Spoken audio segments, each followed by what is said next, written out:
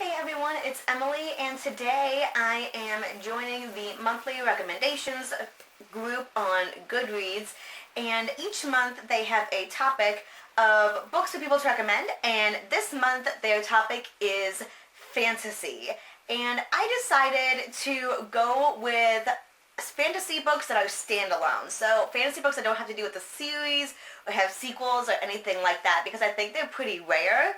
And it was just kind of interesting to see what books that are in the fantasy genre are good, that don't need anything else to help support it, and it can all just be a good fantasy novel all in one volume.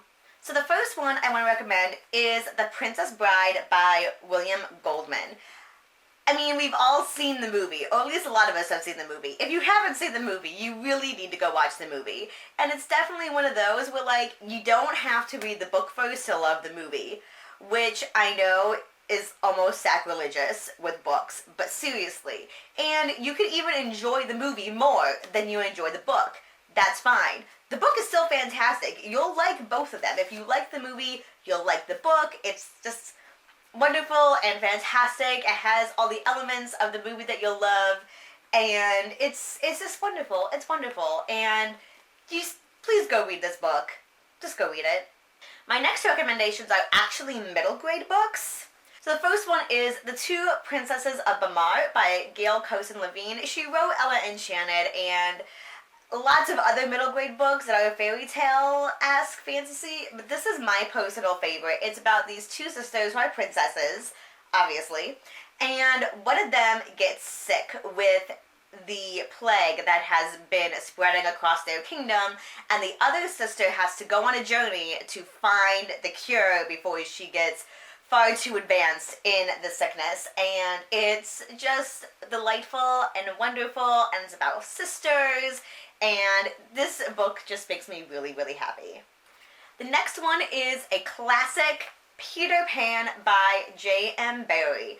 If you haven't read Peter Pan, I mean, come on, where have you been? Like, this book, it's such a fantasy classic, and it's middle grade, and it's delightful and wonderful. And while there are movie adaptations and stuff that are very, very close to what the book is, you're still not going to find something quite like the book. That's exactly how the book is written.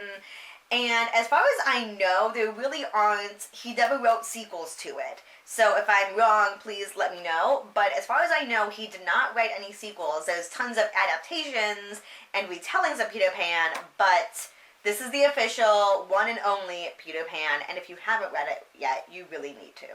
And then there's also Carry On by Rainbow Rowell. Technically, this is a standalone book.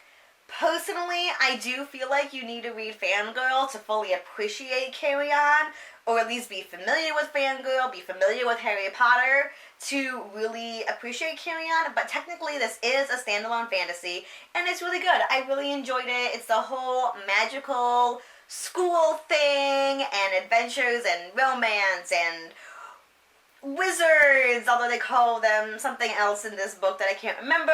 And I read this to and from NerdCon, and it was just delightful and wonderful. And of course, there's Neverwhere by Neil Gaiman. Honestly, any of Neil Gaiman's books would be fine. A lot of his books are standalone fantasies, and they're fantastic. This one is my personal favorite, though, and it's also a really good one to read if you've never read Neil Gaiman before. This was my introduction to Neil Gaiman because a friend had told me that this was a really great way to be introduced to his writing style and to kind of get to know him as a writer. And now that I've read other Neil Gaiman books, I wholeheartedly agree. This is absolutely a great way to get to know Neil Gaiman's writing. Although any of his books are fantastic. Like Stardust is a great fantasy book. I've heard Coraline is fantastic. It's on my TBR for one of these days.